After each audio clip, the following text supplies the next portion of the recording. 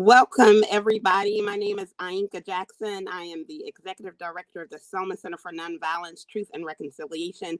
And I'm so excited in partnership with the Black Belt Community Foundation and Kellogg Foundation's Truth, Racial Healing, and Transformation Initiative to bring you all Dream 2030, Making Dr. King's Dream of a Beloved Community our reality. And as you saw in that video before, violence brings lots of things that are destructive, but love brings things that are so powerful. And so we look forward tonight to dreaming with you, dreams that are rooted in love. And with that, we will start off with prayer. Prayer from live on MLK from Senator Fortier and Minister Paul Hughes.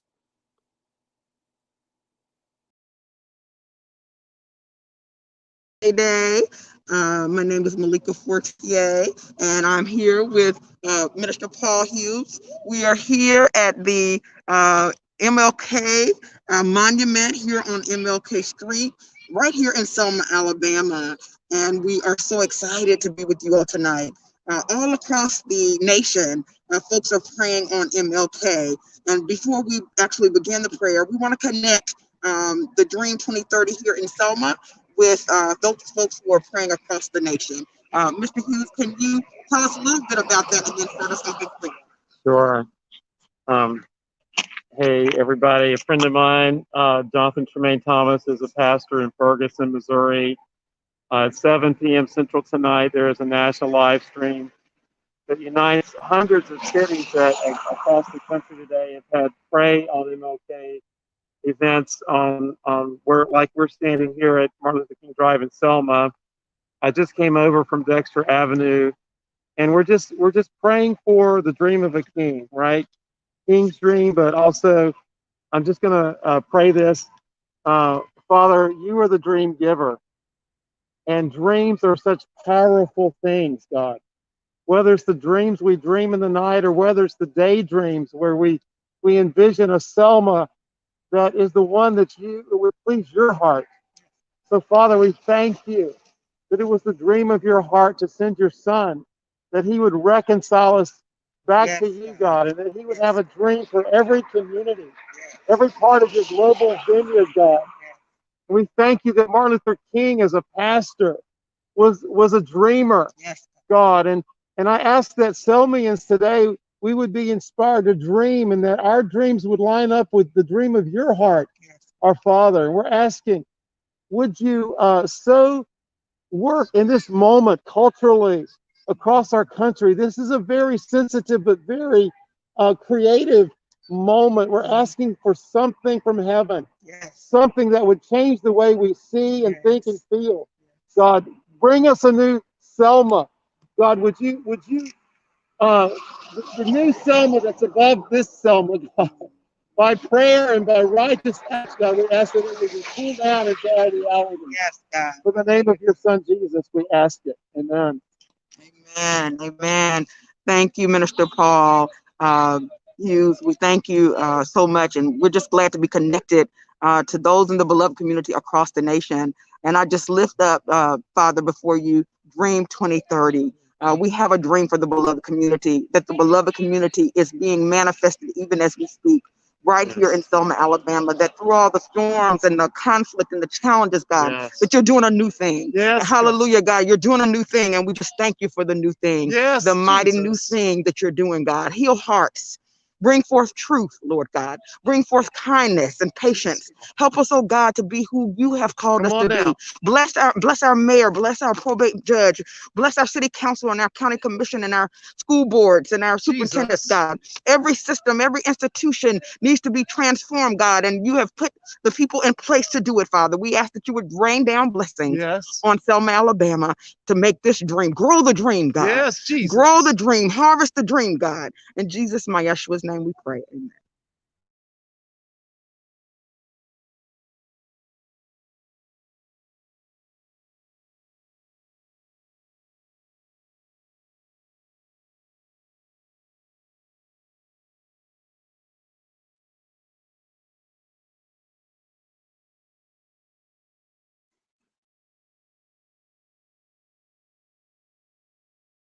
Judge, I think we're on. Yes. Well, I want to just greet everyone on behalf of the city of Selma, its governing body, judiciary, and its administrative branch of government. We welcome you. We greet you in the spirit of unity, in the spirit of fidelity, in the spirit of love in the community. And I am looking forward to sharing the beloved community resolution with Probate Judge Nunn. It's good to see you. Thank you, Mayor Perkins. And again, we want to say good evening to everyone, to the Selma Center for Nonviolence and Reconciliation, Truth, Racial Healing, and Transformation, and the Black Belt Community Foundation, and to our host, Ms. Jackson, and to our senator and other special guests that's on this evening. As your probate judge and chairman of the Dallas County Commission, it brings to me great pleasure to bring greetings and share in this Martin Luther King event and the National Day of Racial Healing. Thank you for demonstrating your support and continued dedication to this community. We are blessed to have such proven and dedicated leaders in this community. As we go through today, we must not forget the sacrifices made by Dr. Martin Luther King, whereby he sacrificed his life for his dream of freedom and equality. We must be committed and continue commemorating events like Bloody Sunday every year through the Bridge Crossing Jubilee. We, the Dallas County Commission, support these efforts and the vision of Dallas County becoming a beloved community 100%. We're constantly reminded that the journey for unity in Dallas County and across this nation cannot be achieved without remembering and honoring Dr. King's legacy. In light of the crisis at the Capitol and the over and over racial injustice across this nation, it validates the need to continue the fight for justice and equality. The question is, what is your dream? What is your vision for Dallas County? As you think about your dream and your vision, I ask that you reflect upon the quote by Dr. Martin Luther King Jr. The ultimate measure of a man is not where he stands in moments of comfort and convenience, but where he stands at times of challenge and controversy. Dr. King also stated that darkness cannot drive out darkness. Only light can do that. Hate cannot drive out hate. Only love can do that. We must continue the dream and the legacy of Dr. Martin Luther King Jr. Challenge yourself in 2021. What can I do? Who can I help? If I can help somebody along my way, then my living shall not be in vain. On behalf of the Dallas County Commission and myself as your probate judge, I bring you greetings. Again, thank you, and I applaud each and every one of you for coming together and continuing to do what's right and what's best for Dallas County. Now, as the mayor has stated, we're going to read excerpts from the resolution that was approved on behalf of the city of Selma and the Dallas County Commission, celebrating the life of Martin Luther King Jr. and fulfilling his dreams of the beloved community.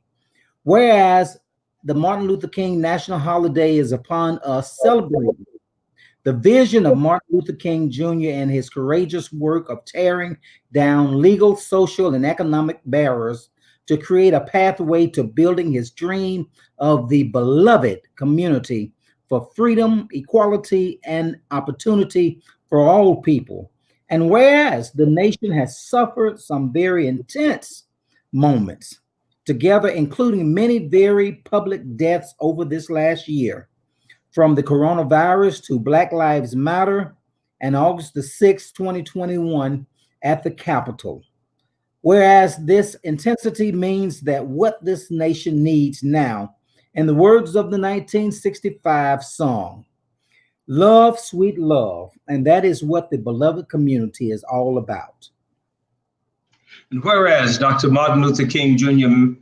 marched from Selma, Dallas County, Alabama, to the state capitol in Montgomery in 1965, following the Bloody Sunday March, on the Capitol steps asked, "How long?" not long before the dream would be made a reality. And whereas it has been 56 years since that moment, the nation is still struggling with issues of race, class, other divides that must be bridged in order to build the beloved community. And whereas the city of Selma, in honor of the dream and the dreamer on this Martin Luther King Jr. holiday, endeavor potentially to be the first ever beloved community city in the nation.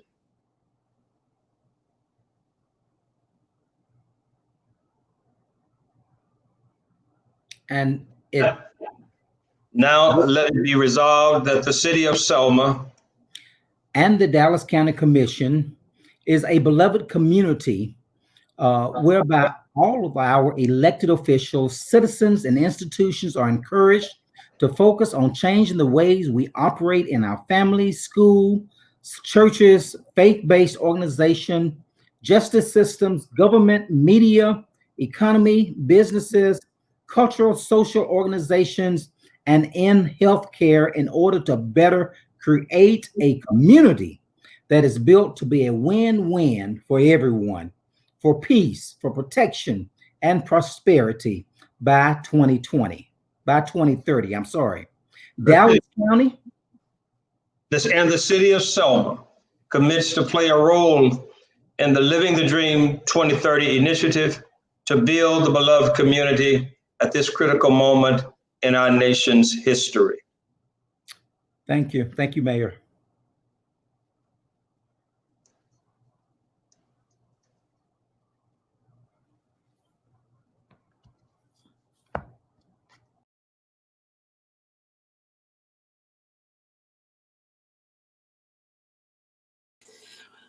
That was so wonderful that our city and county leadership, our city council people, our county commissioners, our mayor and probate judge saw it fit to do such a thing. And I want to personally thank Senator Fortier for leading that charge with them and our school boards to do the same. So I'm going to turn it back over to Senator Fortier as she discusses what exactly is the beloved community. Is this thing that we hear, but really, what is it? Because we want to make it a reality. And how can you make something a reality if you're not sure what it is? Thank you. Thank you. Thank you. Just briefly, the beloved community is a community that is reconciled, right? It's a reconciled community where the relationships are elevated in such a way that justice prevails, that mercy prevails, that poverty is eradicated, that there's a prosperity that can be shared, that there's a win-win situation in our education system, in business, in our government. That is the beloved community, and Minister Paul Hughes talked about the ministry of reconciliation, and so it is clear that there's a blessing that comes when we are unified, that when we work together. Some call it a commanded blessing. And so we want that commanded blessing on our community because we care about one another and we want to see the best for one another. And we're willing to make personal, interpersonal, and systemic changes in order to make that quality of life better for everyone. And that is the beloved community. I will also say that part of the beloved community is that we are creating a shared vision of exactly what that will look like. There are common values, there's a common sense of vision, but ultimately the beloved community will be what we make it to be with intentionality as we vision together. Thank you.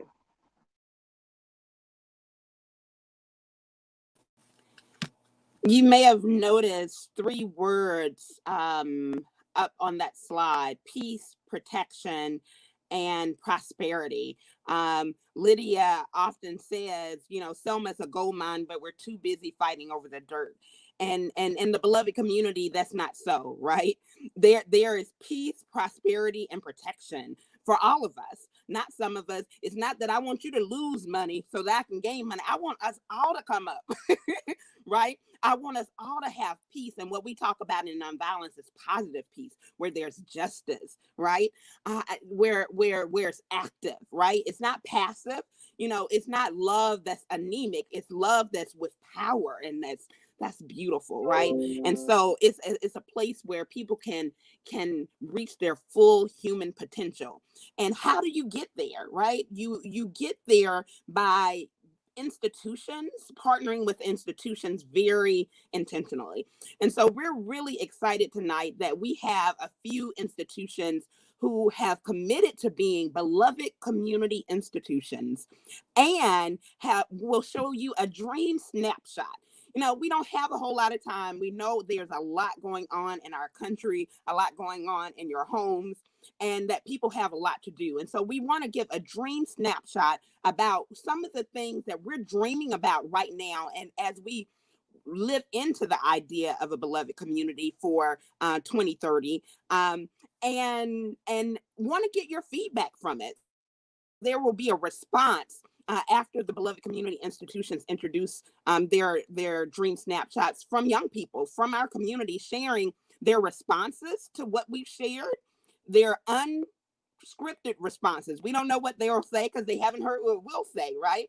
And their visions as well. And we want you to do the same. So feel free to join in, make comments as we are sharing the visions of our institutions, but really for our community. And so I will start with the Selma Center for Nonviolence, Truth, and Reconciliation, and our vision, part of our vision, our dream for the beloved community. So the next slide, sorry, you all.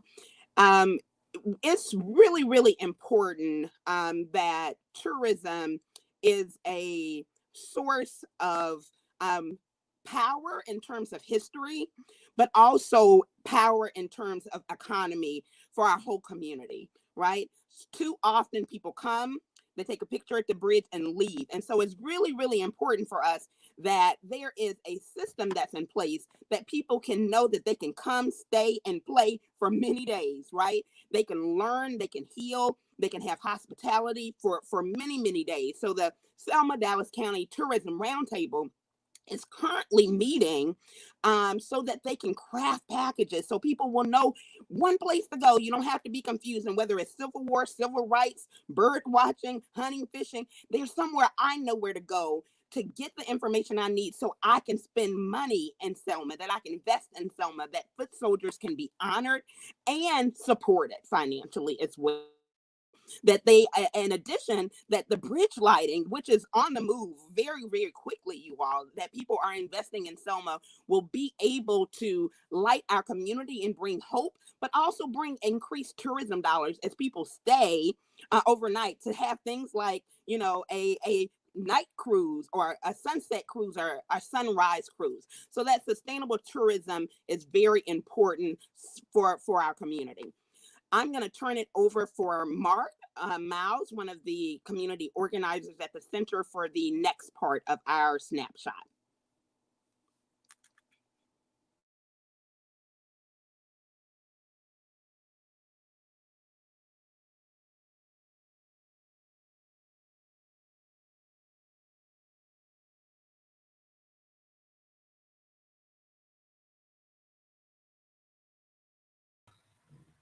Hi, everybody. My name is Mark Miles, and I'm very, very, very excited about this program we have, the Holistic Street Worker program mixed with restorative justice. When you look at everything that's going on in the community, especially violence, we need a very intentional strategic program. So we believe in hiring street workers in each city, in each this part of the community, and those street workers have influence, and they will directly deal with the people that are involved in gangs and create more opportunities as far as education and employment opportunities. We also will have a victim services piece, just because there is any violence in our community and people might need help burying somebody, God forbid, or they might need help, you know, getting some windows fixed. But we want to make sure that everybody and our victims, whatever they need, that we have, but most of all, our nonviolence and our restorative justice training is the epitome of the whole program. Teaching people how to handle conflicts, teaching people how to talk to each other, and teaching people how to dialogue, while also filled with the Kingdom nonviolence principles. The street worker program mixed with restorative justice is definitely a dynamic hybrid, and it's definitely going to be a game changer, Selma. Thank you very much. Thank you, Mark. And that restorative justice is so wonderful, and it started already in our schools. Started with us partnering with R.B. Hudson Middle School, and was making so many strides in reducing referrals to juvenile court. And so we're really excited about expanding that work. So one of the other big things that we wanted to introduce to the community tonight was the idea of beloved community block clubs. Beloved community block clubs is an opportunity. You see, it says building cooperatively for a better city. And, this is really just old school communities, how it used to be. But since we've gotten so disconnected from those values and those visions, it's a strategic way of bringing those things back. And so it is a way that neighbors living within a few blocks of each other who have recognized their own power to transform their community by being and building the beloved community. And they are addressing common concerns, promoting communication, building block safety, building community infrastructure and opportunities. And so very quickly, just want to focus on 3 points: communicate, protect, and improve. Those are 3 main points of beloved community block clubs. With communication, under that falls relationship building and education. Can you imagine if we had a system during this pandemic where you can call, let's say, one of our leadership, our city leadership, they could just reach out to the block club captains and they could let them know of all the resources for the pandemic, right? Or where all the testing sites are. Or when Zeta came and that people didn't have power, maybe these people could go out and contact the people in their blocks to see what the needs were, right? That's a powerful form of communication.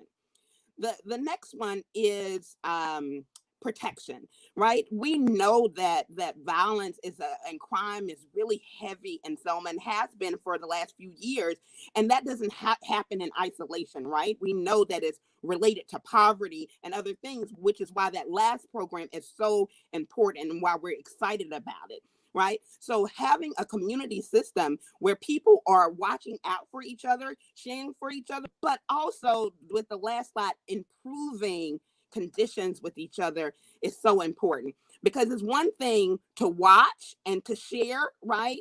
That something's happening, but making conditions different for each other is really important as well. And so one of the things that one of the beloved community institutions will share later talks about some things that we want to partner with them on. Can you imagine if we had an I dream, you dream, we create process, right? So that as I'm dreaming about my family, dreaming about my block, dreaming about my community, that there's a place I could actually go to find resources for that dream, right? And because I'm a part of the block clubs, there's incentives that are attached to that. That is part of what we're thinking about, you all, and we want to hear from you. This is just a tiny snippet. There's a lot more that we think can happen with block clubs, including the Circle of Elders, which is like a bridge for block clubs. The bridge for block clubs and bridge for the community, right? Bridge for resources, bridge for conflict. Right? So it's a circle of elders is wise people. So it's not about age, it's about wisdom. So it's a group of people that come from those block clubs who say, you know what?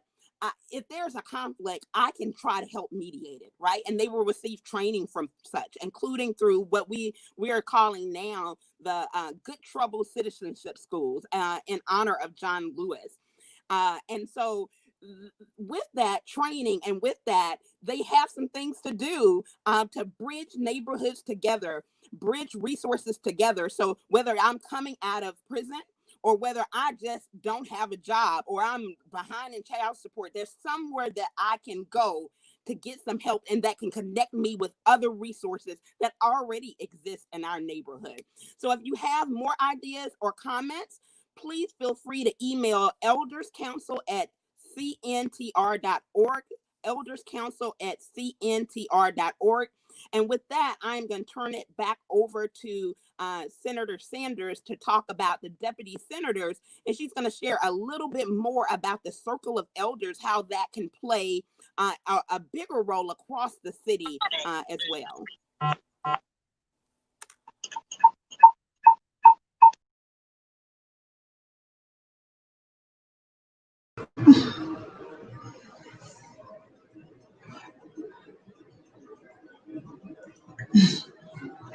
Hi, hi again.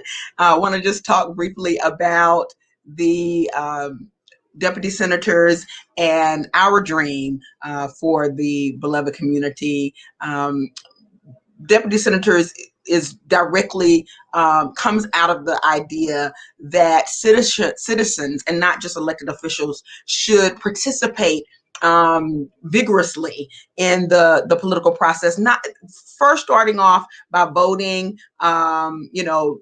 but also knowing what policies are coming up for a vote even after you've elected someone, knowing how the budget works for your city or for the state, and being engaged in that process.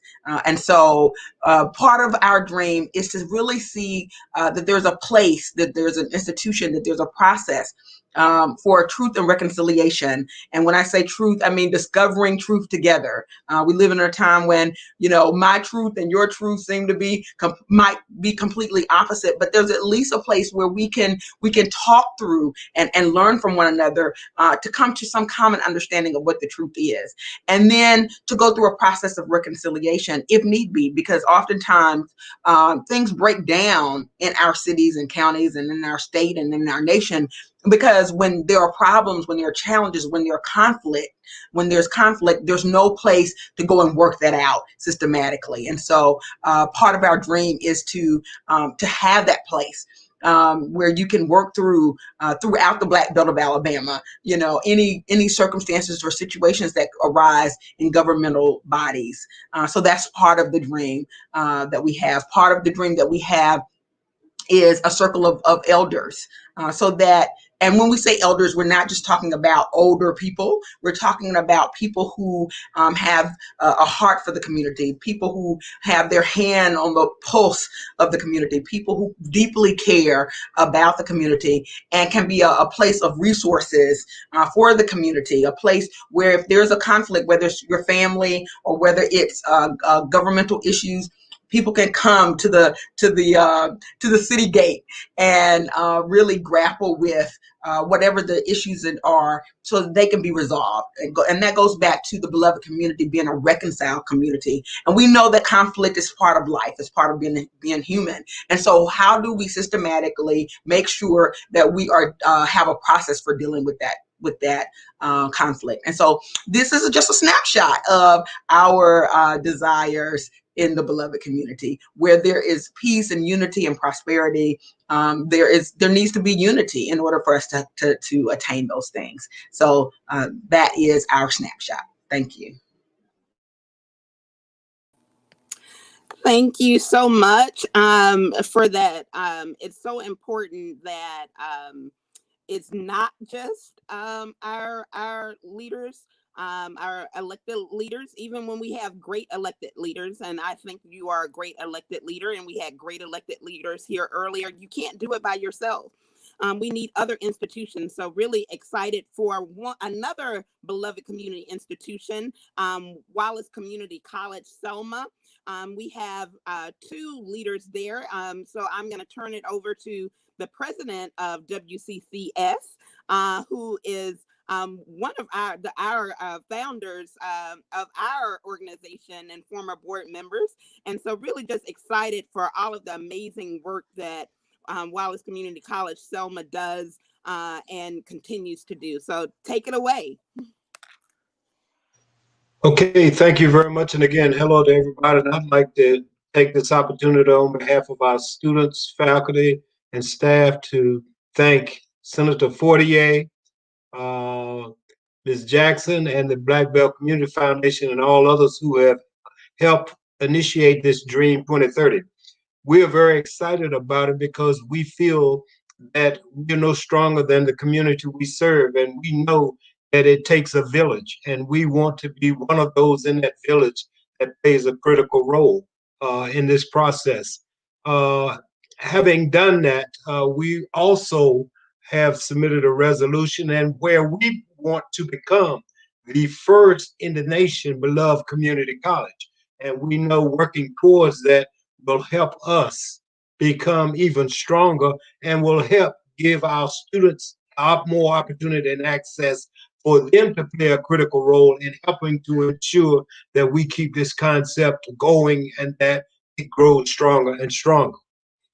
One of the other things that I have really gotten excited about, we often hear about our education system and what's wrong with it. And let's be real, there's some things that are right with it, but there's some things that are wrong with it. I feel that one of the things we must do collectively, as we're talking about here tonight, is to develop a seamless education system where you're not having to duplicate programs and services at schools, but a system in which you take its citizens from the cradle, I like to say the cradle to the grave, through an educational process. And I was lucky enough to visit a program called the Harlem Children's Zone. This city took its whole education process from children 0 to 3 all the way through the college, and they built what is called a Harlem Children's Zone. We are working with many of the people who are on this program to have and establish, which it can be done and we will do it, a Selma Children's Zone.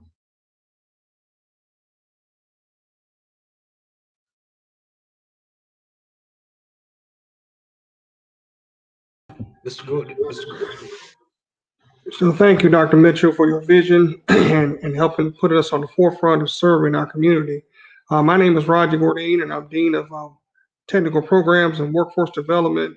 And as the first community college as a part of the beloved community, my division in workforce development and economic development, we want to work with citizens of Selma to help prepare working adults and dual enrollment high school students to move from underemployment and unemployment to to moving into promising career pathways. How will we do that? Our next slide will show you that we have 5 things that we want to work with people on. We want to work in our Ready to Work program. We want to help people, and this is a free job training program. And this is what business and industry have told us they're looking for. They want our workers of today to be trained in computer skills, training on basic workplace skills needed in today's workforce. Number 2, customer service, learning how to professionally and efficiently meet the needs of customers. Number 3, with time management, learn the process of organizing and planning to maximize efficiency for the company. Number 4, lean manufacturing, learning how companies now are building a product so it is just in time for it to be delivered once it comes off the assembly line. They're not warehousing. And also understanding precision measurement, how to measure precisely using micrometers and other instruments for measurement, being very precise with your measurements and not wasting materials. And lastly, conflict resolution, learning how to get along with others, co-workers, and gain team building skills. We are partnering with the Selma Center to help us teach that particular piece, that number 5 part of our curriculum, because it is important for workers to know how to bridge that gap, to work cooperatively together, to how to train across disciplines in a plant, to know how to do different jobs, to fill in the gap when your coworker may be absent or may not feel as well, to take up that slack. And so as we transition to our next slide, you might say, well, what are the advantages of me participating in Ready to Work training? Advantage number 1 will be that you'll become a certified worker, an Alabama certified worker. You'll get a certificate. And this certificate is used across the state now by many companies, and they give priority to residents who finish that program.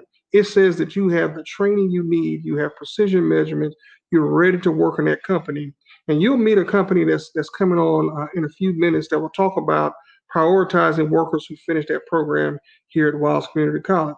Advantage number 2, you have a National Career Readiness Certificate through WorkKeys assessment that the college will pay for on your behalf, and you'll have an assessment that you can take to any state in the United States and be able to get certified to work.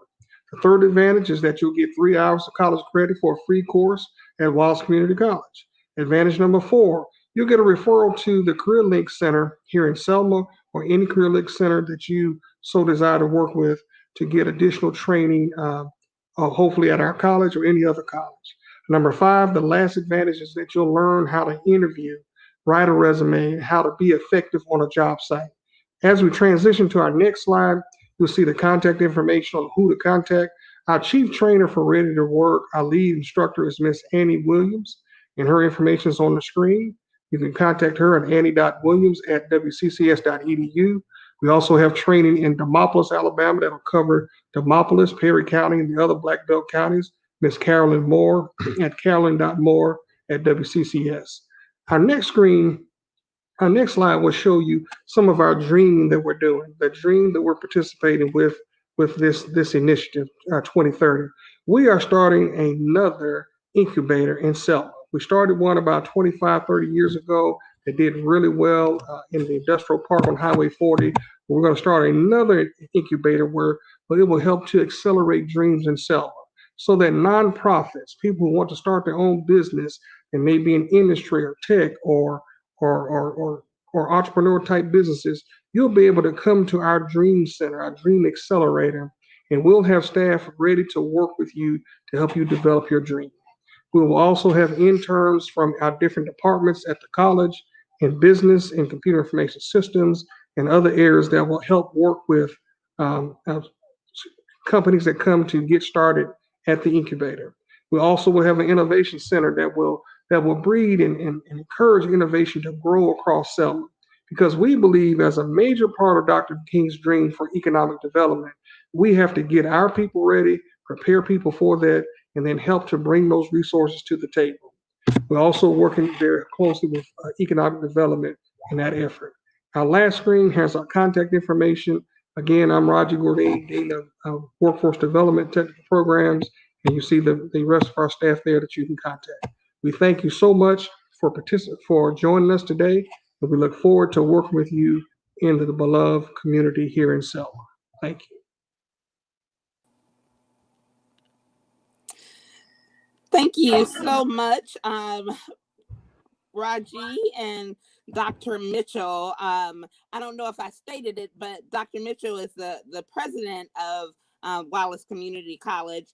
And I just want to say that you all go beyond the call of duty. Some schools would just be like, our duty is to educate, but you all are so clear that it's not enough to say that our school is doing well if our community isn't.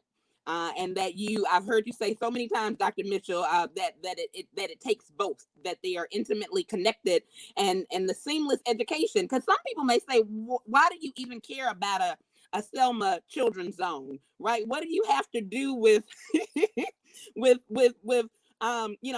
pre-K and first grade, and like why does it even matter? And so I thank you and both of you all for knowing that it matters and it is all connected. Thank you. Thank you. So next, last but certainly not least, I will introduce Darren Harris, who is the co-director of our Truth, Racial Healing, and Transformation Initiative with Black Belt Community Foundation.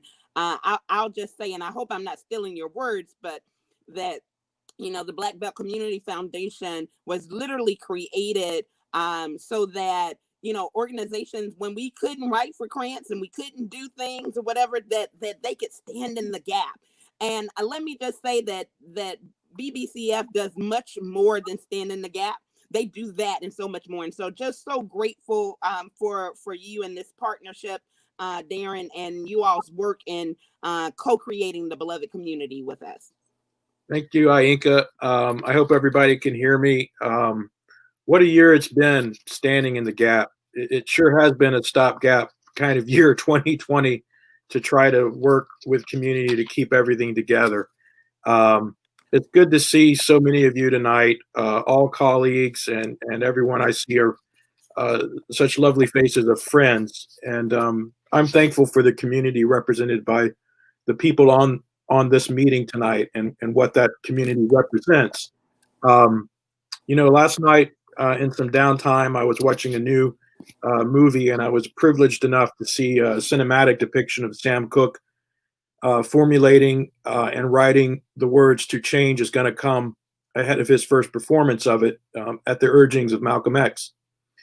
And it struck me that change is very necessary now. And what is the immediate nature of it? Well, I look at it as a change and a rescue of the momentum back from chaos over to community, and not to allow those forces actively at work on every level right now who are trying to promulgate chaos to rob us of the focus of community and the teamwork associated with community.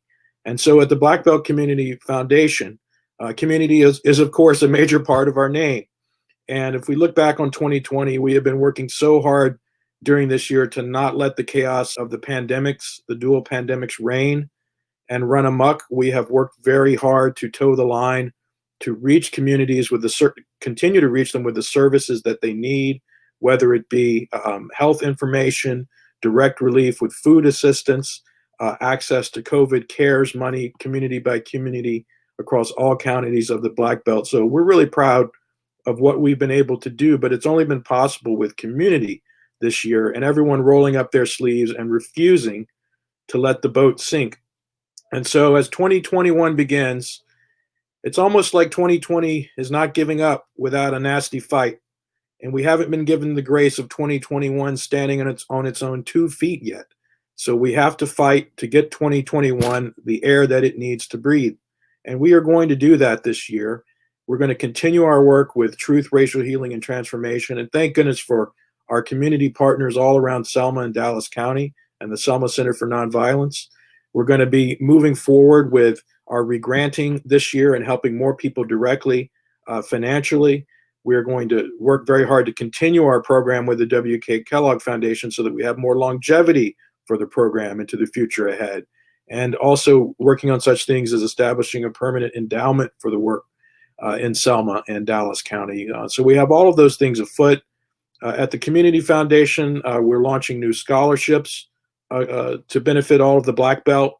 In particular, you'll be hearing more about the Reverend William Curry Scholarship for Academic Excellence and Leadership that will apply to all young leaders and scholars in the Black Belt ascending into college level. You'll hear more about that. And you're going to see more community outreach because we're not going to give up as we know that the vaccinations rolling out and the continued economic assistance and educational leadership that people need day to day, that's not going away. That's only going to ramp up in the months ahead. So we are going to be very active in those events of community. And finally, as I conclude, this event's very wonderful tonight, and we want to make sure that for those of you with us tonight that can join us continuing in tomorrow for the TRHT National Day of Racial Healing, as we have more online events. At 1 p.m. tomorrow, we'll be investigating the 1921 Tulsa Race Massacre and what lessons can be learned from that and what healing can be gathered. At 2 p.m., Kellogg Foundation will have a national streamcast. And then tomorrow evening, similar to this time where we're together tonight, we'll come together in fellowship and community again with Dr. Bernard Lafayette and Reverend Wendell Paris as we promote the idea of chaos or community, and we choose community.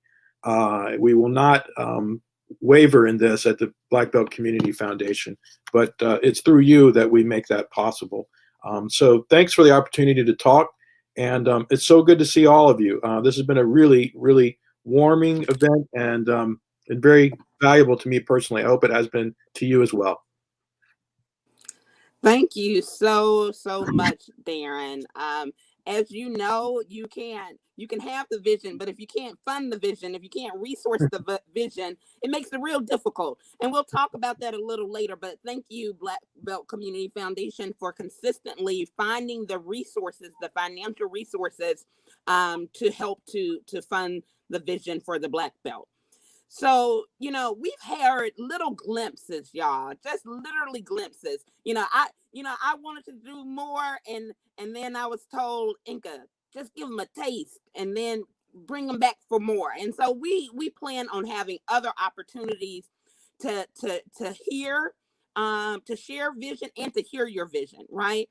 And not just in a way in the chat, but we do want you to be making comments in the chat, whether you heard a vision you like, heard a vision or a dream you didn't like, or you have something else, right? Or another organization who is doing something that's similar that we could connect to, right? So that's important.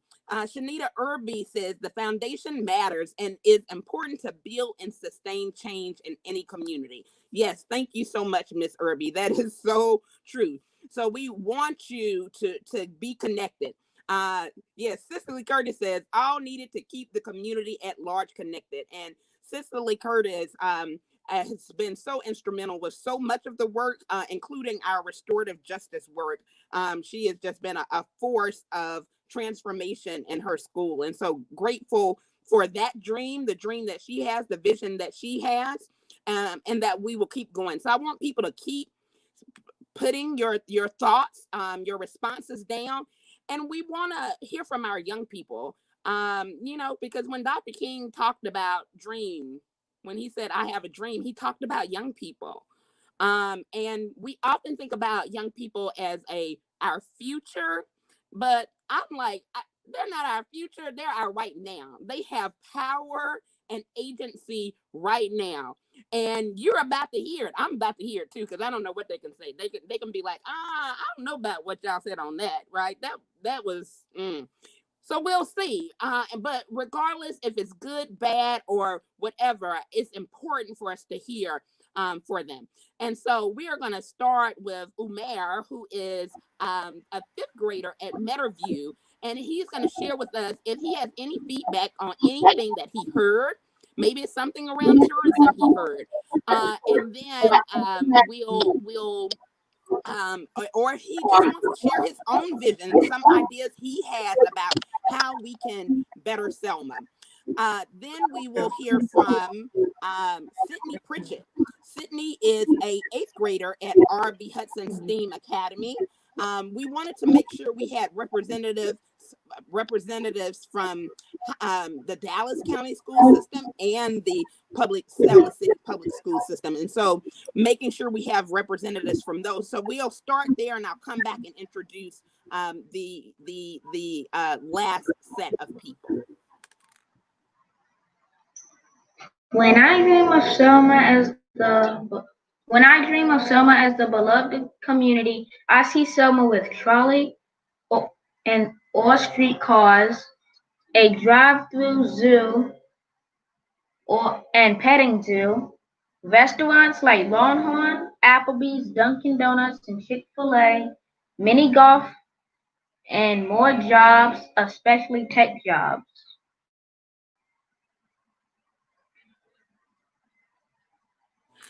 Thank you so much for that, Umair. That's so important, right? And a critical mistake on our part, because there are a lot of us who are actually thinking about the quality of life and things to do, right? About having things for our young people to do, because it's not enough to say stay out of trouble, right? What are we providing for you all to do as an alternative? And it's good to have things like school and training programs, but we also need to have fun, right? We need to have putt-putt golf. I'm with you on that, right? It could even be a putt-putt golf theme, right? And around the history, right? So that tourists will do it because it's themed with like civil rights. And we do it just because we want to have fun, right? So those are really, really great ideas. I think the trolley idea is fabulous, right? It could provide public transportation that we don't have for our community, and can at the same time be good for tourism as well. So just really great ideas, and want to stay connected with you to hear more. So Sydney, what do you think? Any comments on what you heard? Was there anything you heard that you thought was interesting? that you were concerned about, and what are your visions? I see a lot of potential in Selma, and my hopes for the community are more equal opportunities and more jobs to help others in the city. I would like to see older people have more jobs than fast food restaurants and small stores. And it would also be nicer if we could add fancier or bigger restaurants as well as malls for people to eat at. And, just to prevent people from having to go all the way to another town just to celebrate or shop. I would also like to see some more activities for the youth that are positive so that less kids will turn to drugs. And I think we could use the areas of older buildings that make the city appear more sour and deplorable to visitors, to make more room for newer buildings. And with such big people coming to Selma every now and then, such as Usher, who is in Selma today, it makes me wonder, what do they think of the city and what do they think of the little to no activities that we currently have? So I think the community would be nicer if we had more diverse sports, for example, to participate in, since everyone might not have an interest in football and basketball. Like, for example, we could have soccer, swim teams, karate, things like that. And I feel like we could remodel and clean up stuff like the skate park, for the youth to get them into skating instead of, negative activities. Wow, it was so much good ideas. I felt like I should have been writing down, but this is being recorded so we can capture it. So I heard a lot there. I heard about, the importance of diversity, with whether it's through sports or whether it's jobs. It's important that we have, living wage jobs, or what my sister calls abundant life jobs, right? Where people can provide fully for their families. And and some of the things that we presented are ways of doing that. And we will hear from a company in a moment that will help to do that for 300 plus employees, which is a real win for our community, a win-win for our community. And we want to help other businesses do the same. And so those were really, really wonderful ideas that we really want to keep building on, really want to stay connected on. So oftentimes there's a disconnect between the county and the city, and there's said to be a disconnect. And I just want to say these next two ladies, Radiance and Azali, are friends, and one is in the county system and one is in the city system, and they're actually going to share their feedback together, and they're going to share their vision for Selma together. Well, something may be happening right now with them, so maybe we will circle back to them in a moment and go to Marcellus. Marcellus, why don't you tell us a little bit about yourself and about what you heard and your vision for Selma? You're on mute. Thanks. My name is Marcellus Jones. I play basketball for Selma High School, and I heard a lot of interesting stuff. And I agreed with Sydney when she said we have like nothing to do. I wonder what the people who come down here think when they realize we have nothing to do. Like, we got to find ways to keep our kids safe and keep our kids out of trouble. To me, honestly, for an athlete, a student athlete, it's not many things to do here other than play basketball or football. And then recreationally, there's nothing, no like organization, there's no building that you can go to where you can communicate with friends or just hang out. There's nowhere to do that. So we definitely need some more of that. And we need more like renovations for buildings that I'm getting my words mixed up. I'm trying not to, trying to think of stuff to say. But you're doing great. Yeah, we do need more stuff like that for our kids, because like I said, there's nothing much to do. And we need stuff for tourists, because the only two things that are for tourists are the bridge, the interpretation center, and the museums. There's nothing else. We have no place to eat like that. We have like 4 restaurants. I mean, that's about it. And for our schools, we need better technology. We need more books, and we need ways to keep our students engaged in classes.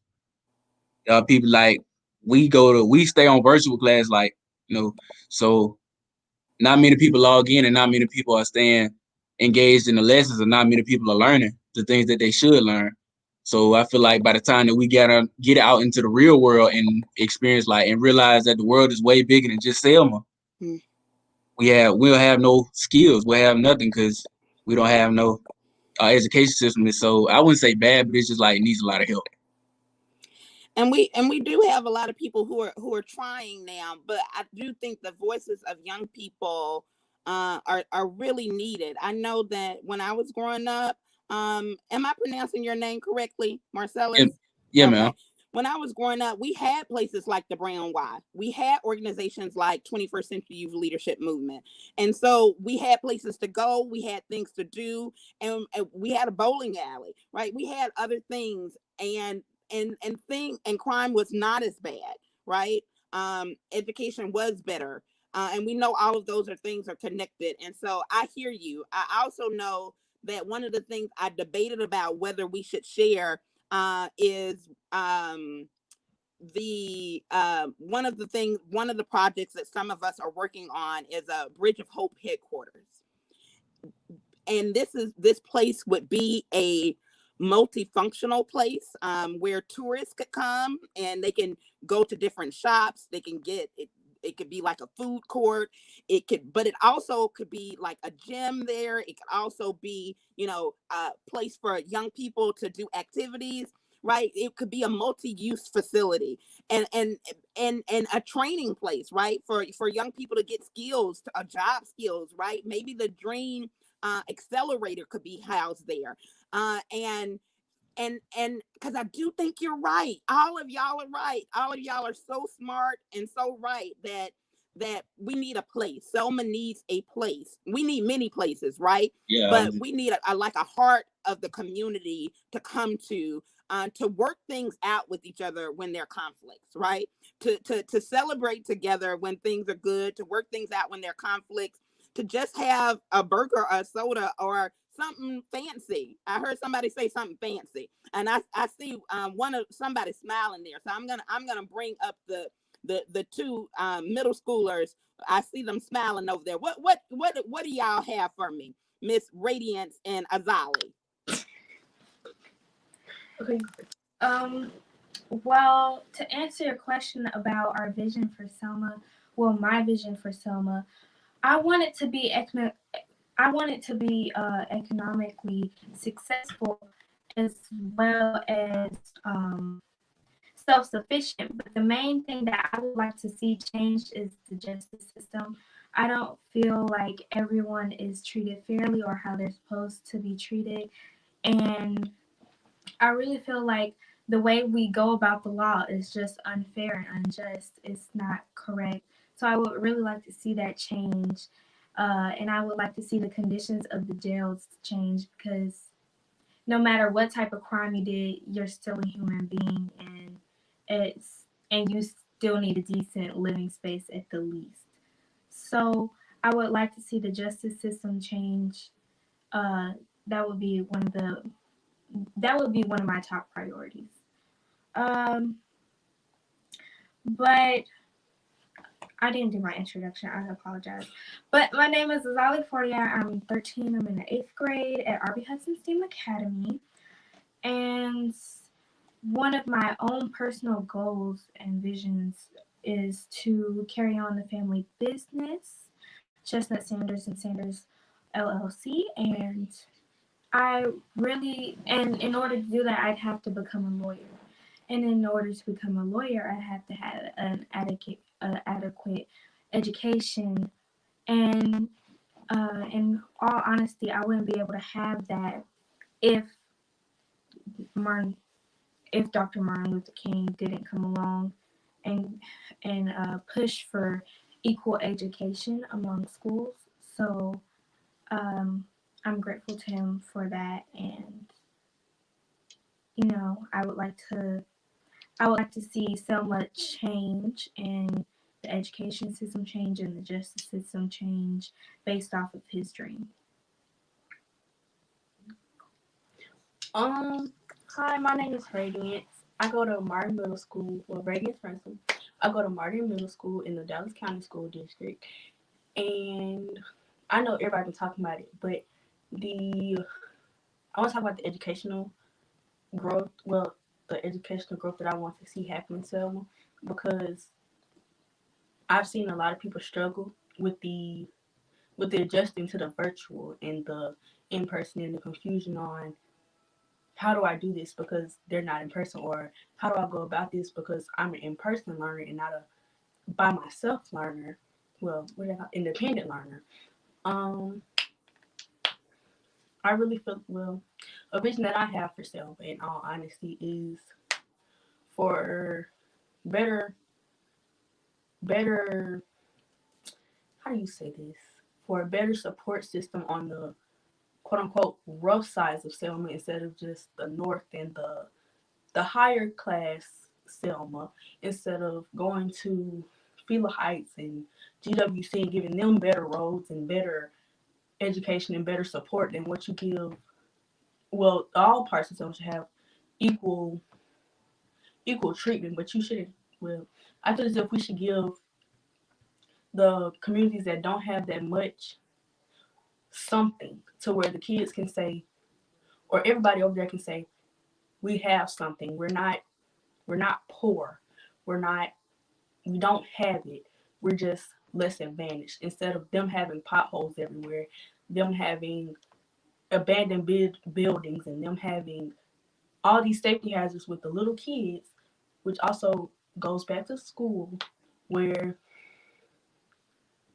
the little kids don't have the education that they need.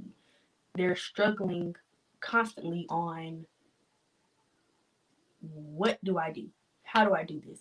I'm struggling, but my teacher can't help me because she's focused on other kids. I need that one-on-one time.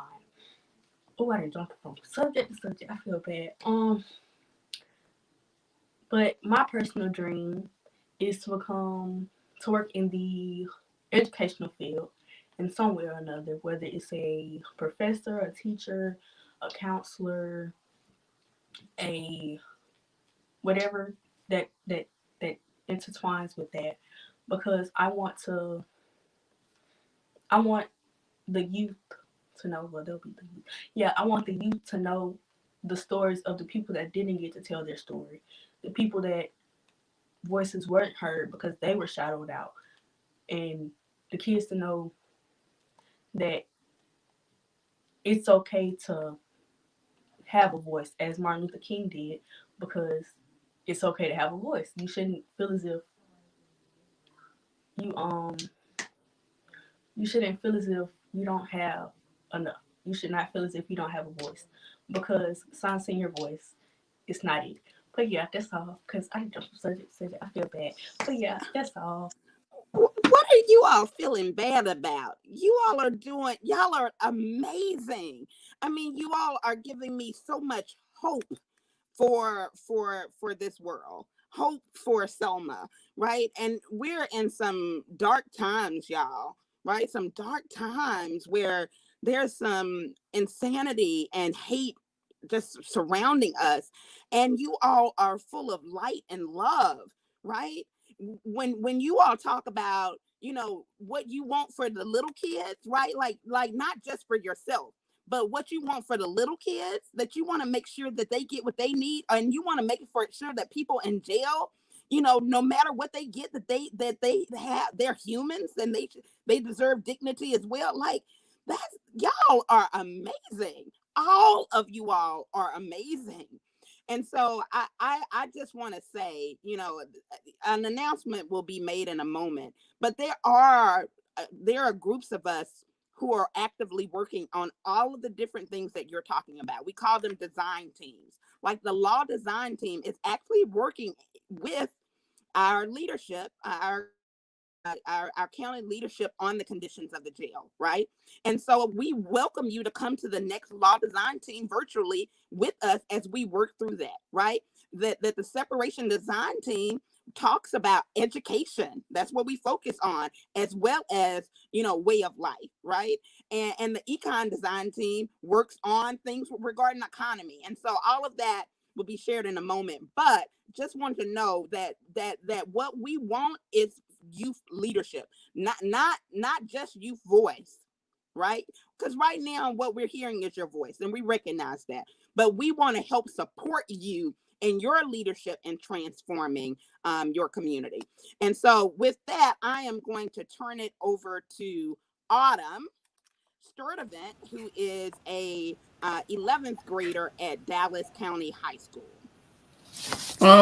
One thing I do want to agree with is your idea with the block clubs. I feel like they'll be a great thing for the youth, like almost like a mentorship kind of thing with the elderly, helping out with the youth. And I also want to say that I agree with everybody else with them saying they want something brought to Selma. But my idea would be, well, my vision is lowering the poverty rate and the unemployment rate, because it's a lot of money just being taken out of Selma because people don't want to work. And I feel like Selma does have one of the highest unemployment rates in Alabama. And the higher the unemployment rate, the more money is being taken away from our school systems.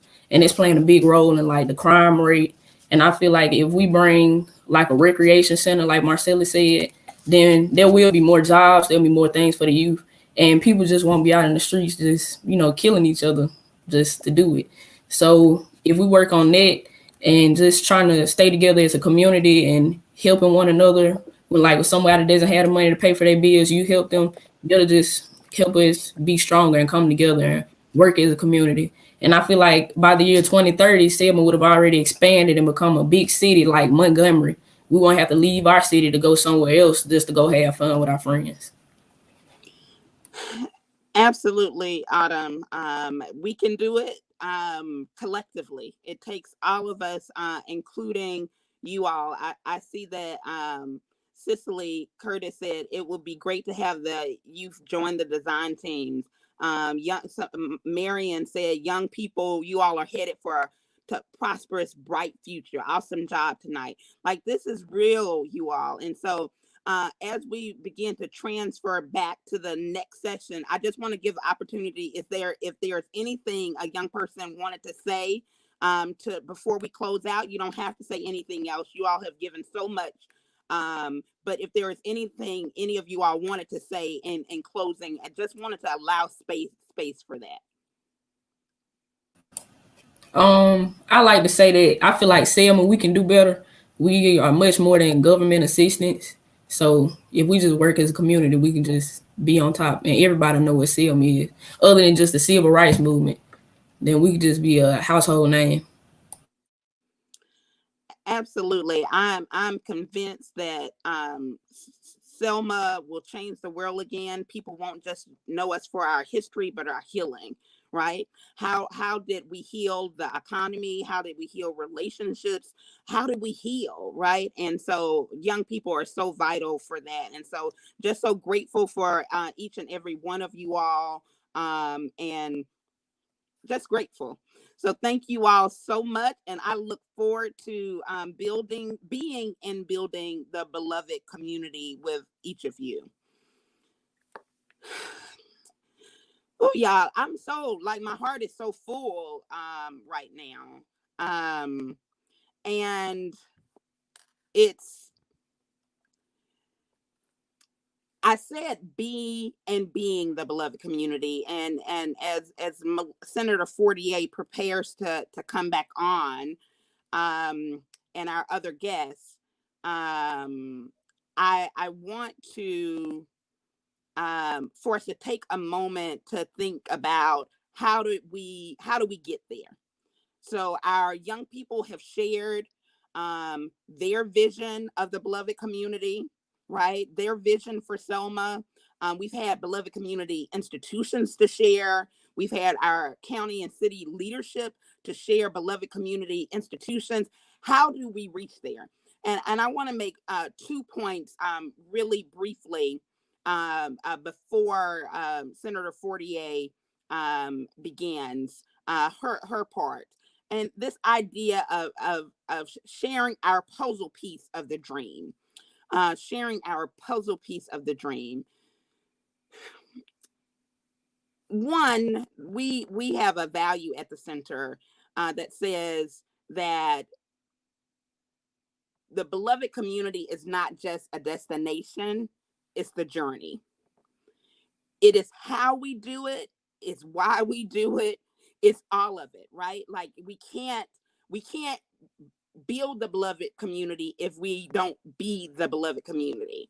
And it is very harmful and destructive and hateful things out there. And it's so easy for us to internalize that and to then put that back out. And we often do, right? Things are bad at work. Who do you take it out on? People at home, right? We usually don't take it out on those with power. We usually take it out on those who are on a similar level of power than us. And so being the beloved community means that we will respond in love, not react in hate, regardless of what the other person does. That love is the standard. So that's one point that I wanted to say is very important. The second point that I wanted to make is that it's very important that we resource the vision, right? And so I want you to imagine for a moment that the beloved community was a heart and it was broken up into puzzle pieces, perhaps into one piece was education. The young people mentioned education. The young people mentioned law. We heard things about the economy. So just imagine the heart being broken up into puzzle pieces. And under each puzzle piece, you saw a vision. You saw a vision, a dream of what that beloved community would be, right? Of what Selma would be. And the community has inputted all what they wanted that to be, right? Including what we just heard from the young people. And then once we have the vision, what now, right? And I want to suggest that Selma needs an Invest in Selma campaign. That Selma has invested in the world. We have literally changed the world at least twice, right? I don't know if people know that the Battle of Selma, because of the stronghold of the Confederacy in Selma, that within a week of the Battle of Selma, of the Union soldiers taking Selma, the war was over. We produced only second to Richmond, all of the the artillery, the uniforms. I was mixing my two words, all of those things, right? And so we helped to change the world then. Then we did it again in 1965, and we're not over. And we're doing it in a way this time where hearts and minds and material conditions are being transformed. And that takes a lot of resources. And so we, in this Invest in Selma campaign, are calling for people to invest in Selma and to give your life, like so many gave their life in 1965. We're asking you to give your labor, your influence, your finance, and your expertise, right? So you will be able to, in the coming months, to click on a button and say, this is the vision for Selma in education. Well, I don't have any money, but I do have expertise in this.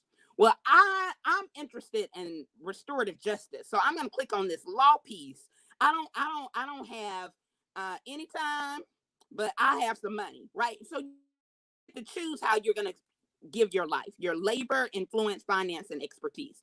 And there are already people who are giving their life to Selma, right? And so with that, I'm going to turn it over to Senator Fortier, who is going to share and share more. And I am going to say my goodbyes to you all and just say thank you all so much for painting this dream and as we seek to make it a reality.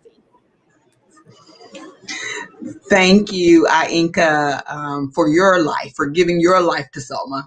Ainka moved here to Selma to help Selma after saying Jesus would have to come to her himself and tell her to move before she moved. But Jesus moved, so she moved.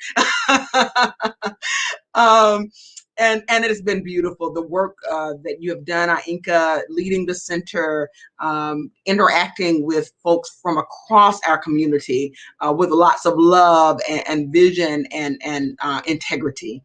So thank you so much for all that you have done for Selma, Alabama. Thank you so much for the sacrifices you've made to make Dr. King's dream of a beloved community our reality.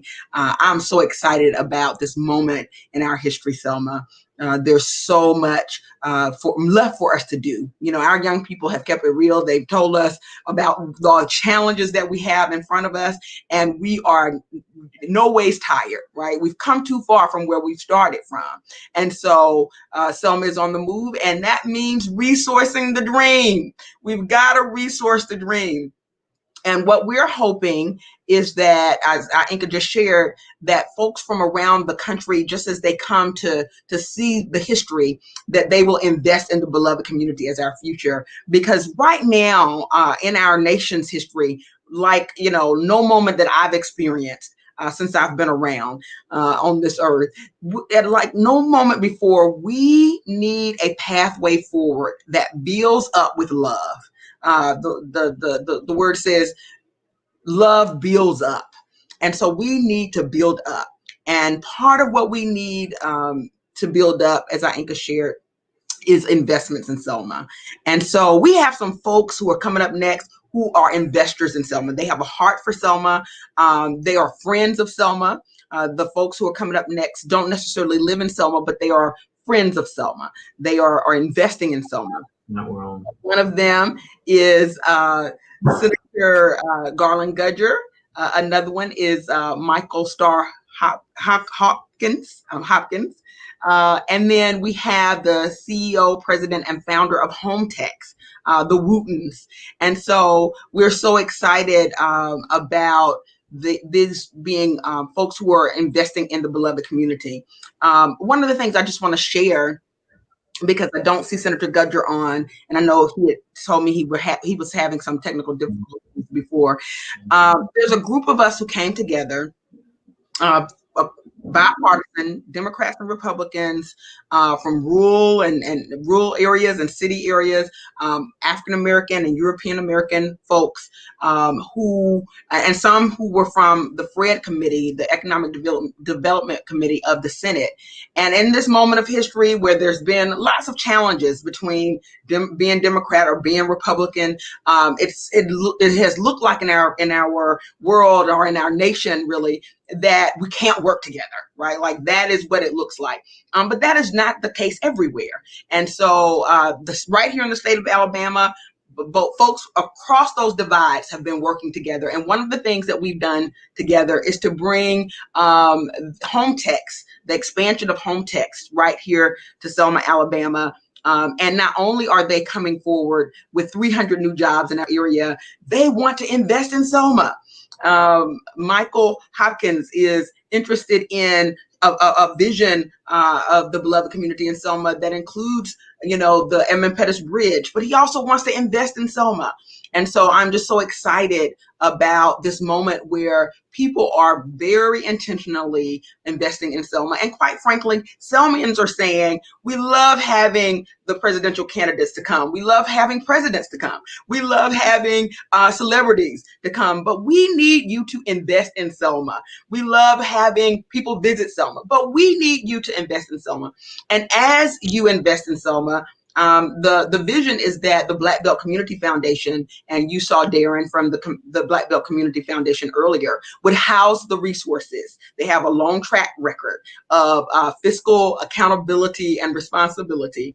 They would house the resources, and that we would, in this circle of elders, which would be a representation of local elected officials, folks from every ward, you know, throughout the city, and every district throughout the county commission district throughout the county, would be able to have a seat at the table, so that people from all the different backgrounds, their voices could be heard and their influence felt, so that there could be an actual impact on investing in Selma that lifts the beloved community. So with that, we are going to hear from Michael Hopkins about his dream as a friend of Selma and how he wants to invest in Selma.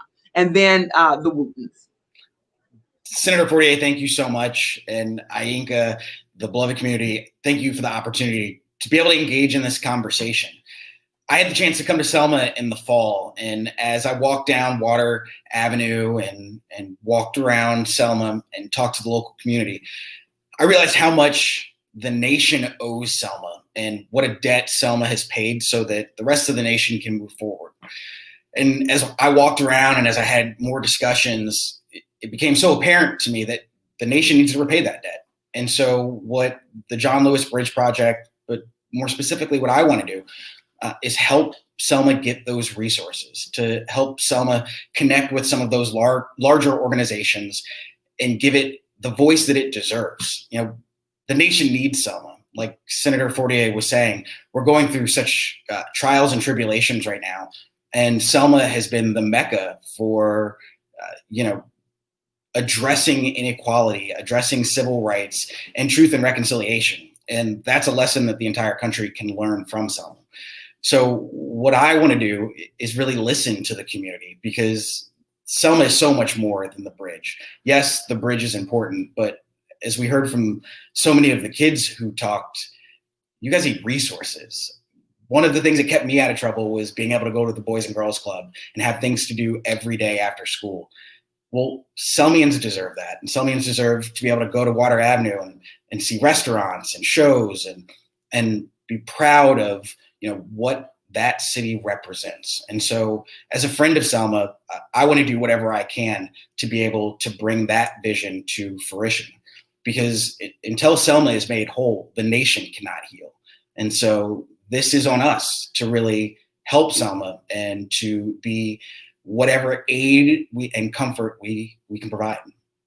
I appreciate you guys giving me this opportunity. Thank you. The Wootens. Oh, well, we're proud to be a part of this also. I have to say, from the moment, I'm very proud that Senator Fortier and Senator Garland Gudger got together and we had that unique meeting here in Coleman, Alabama, because I have enjoyed the love, friendship that I experienced from the moment I met these folks. Senator Fortier and Miss Ainka, and I can't even call Raji Dean Gordine anymore. It's just Raji and Glenn. Y'all really made such an impression with us. And from the very beginning, we saw opportunity with you because of your attitudes. We do want to be a major part of helping with the funding, with the investment, with their jobs. I mean, we're paying $17, $18 an hour for operators. So we're trying to pay a wage that will help be able to fund some of these projects, because there's nothing that draws money as well as money. So we hope to be a part of that, and we'd love to see Selma grow. I have one comment, and Jeremy addressed the work. People talk about, I love hearing the youth. I mean, it's great to have your history and great to have the foundation and great to know what Selma's built on. But these kids want to see what Selma's going to be. Mm-hmm. And we'd like to be a part of that to help be a part of what it's going to be. We've got extra offices. We won't talk to y'all in the building that we won't need. You want to be able to use for some of the projects that you have. One last thing. We don't want the Black Belt of Alabama. We want to prove a point. When we set this plant up and after operation for a while, there's a point that we really want to prove that the Black Belt of Alabama doesn't need help. It needs opportunity. And that's what it needs, is opportunity. Mm-hmm. So we really want to hold hands and prove a national point to your point, Mr. Hopkins. We want it nationally and let people see it and see that Selma just needs an opportunity and see the opportunities come in. Thank you very much. Yeah, and just to keep that thought going, just so everyone, we haven't had a real formal announcement. Will be soon that we are expanding our personal protective equipment PPE production to a facility in the city of Selma. It is currently underway. The details of bringing that together to open up. Our goal is to have the facility opened up in the spring of this year. And the point will be hiring about 300 employees, paying above average wage there with a commitment to pay a minimum wage of $17 an hour. We think that's very important for a lot of different reasons.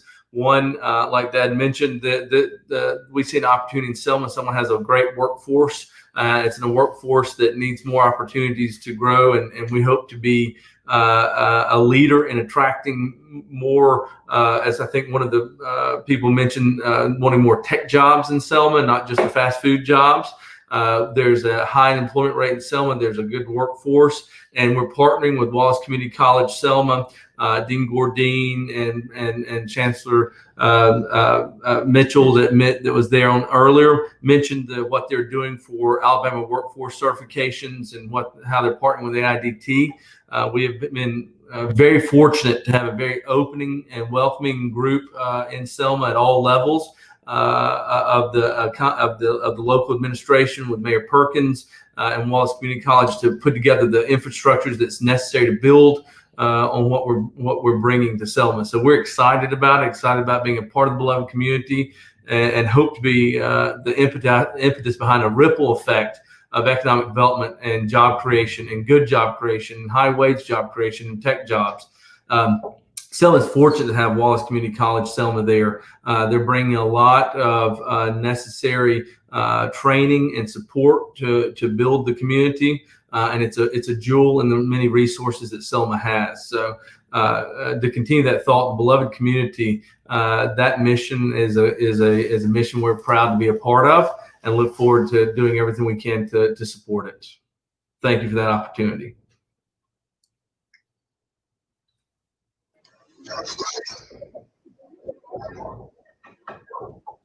Thank you all for your willingness to invest in Selma, to share your influence, your expertise, your life with Selma. We so appreciate that. And I think that covers this segment. We want to invite those of you out there to be a part of this great and noble challenge that is before us to build the beloved community, and resources, and investing our resources is certainly a part of that. So we thank those of you who are friends of Selma, and we also are planning to have it where citizens of Selma are investing in Selma, because of course investing in Selma starts at home and moves abroad. So thank you so much, all of you, for your passion and heart and commitment to investing in Selma.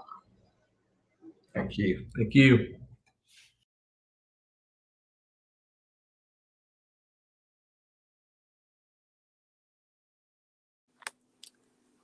And so last and not least, just want to introduce formally to many, Lydia Chapman, who is the new co-director of TRHT Selma. So excited. She has been doing this work alongside us, particularly around tourism, and she has taken the reins. So really excited, and she will close us out for the night. Thank you all so much. Thank you so much to everyone, to Senator Fortier, to the Wootens, to all of the great folks who have poured into our community in so many marvelous ways. I definitely can't say thank you without saying thank you to my dear friend and colleague, Mrs. Ainka Jackson, because without her, the Selma Center would not exist, and this has been an awesome. I thought you were going to say Danielle. No, now see, she gets a special thank you. Look. But thank you so much, Attorney Jackson, for all of your great support, for coming back to Selma. It is a true honor for all of us who have returned to this great city to be working so well, paths crossing that we might have gone to school together, different people being involved in different things, but now here we are on the precipice of greatness again. God has allowed all of us to come back together to help build the beloved community right here in Selma, and that we will become the model for beloved communities around the world. So thank you to each and every one of you who have joined us, no matter whether you are near or far. Thank you so much. We want to invite you to share in this movement, to share in the possibility to share in the dream of a beloved community right here in Selma. So if you would like to share in this vision, to share your dream, what you see for Selma, please log on to the website selmacntr.org. There are opportunities to not only give, but to share in the vision. This is going to take everyone. This is a heavy lift, and none of our shoulders are equipped to handle it on our own, but collectively, we will do this. So again, want to thank each and every one of you all for joining us. A special, special, special thanks to our IT department. Look. Mrs. Danielle Wooten, who just really, she knows how to get this thing all the way together. So thank you, my sister. I also want to invite each and every one of you all. You've heard them mentioned several times throughout our dialogue this evening, design teams.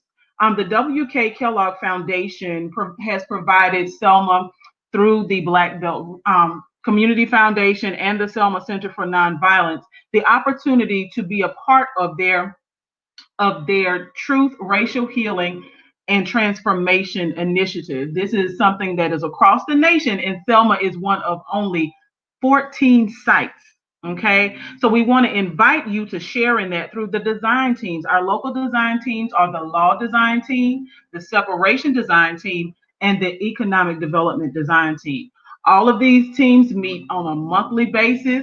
Our young people have been extended special invitations already. So if you have a young person, right, if you have a school-age child who is interested in seeing Selma at the height of success, invite them to participate because we need to hear from them. We need the voices at the table. This is an awesome opportunity for us all to work together. You can also learn more about all of the work of TRHT at healourcommunities.org, as you see on the screen. Last but not least, I do want to invite each and every one of you to participate in two very special events tomorrow. The first starts at 1 p.m. Central Standard Time, which will be part one of a two-part series entitled Chaos or Community. This is an opportunity for us to share, to kind of dialogue about some of the things that we've seen happening in our country. Part one will start at 1 p.m. It'll be a 1-hour conversation with Reverend Robert Turner, who is the pastor of Vernon AME Church in Tulsa, Oklahoma. So now, for those of you all that have heard of Tulsa, you might have also heard of Black Wall Street. He is going to give us some important information. We're going to have a one-on-one conversation with him, and the person interviewing him is actually one of our young leaders. So that's something you don't want to miss. Log right back in here to the Selma Center Facebook page to check that out. And then tomorrow evening, we'll be back right here on the Selma Center Facebook page looking for you to be a participant at 5:30 for our part two of Chaos or Community, featuring Dr. Bernard Lafayette and Pastor Wendell Paris. So again, want to invite you out to those events. Thank you to each and every one of you who have taken this time out to share, to spend with us. We want to encourage you to give your life, right? Your life, not physical, but your labor, your influence, your finances, and your expertise. Selma has given the world so much. It's time for Selma to receive. And we thank you so very much for being a part of the beloved community.